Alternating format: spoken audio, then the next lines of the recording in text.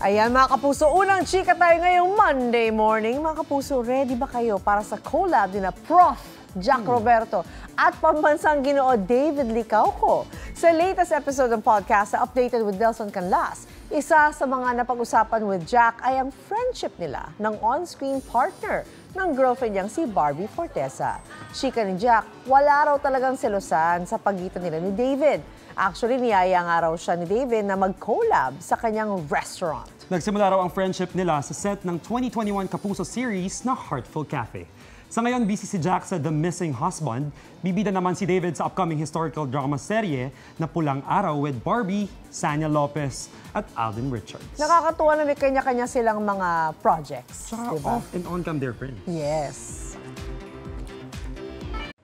Mga kapuso, para una ka sa mga balita, mag-subscribe sa GMA Integrated News sa YouTube. Sa mga kapuso abroad, subaybayan niyo po kami sa GMA Pinoy TV at sa www.gmanews.tv.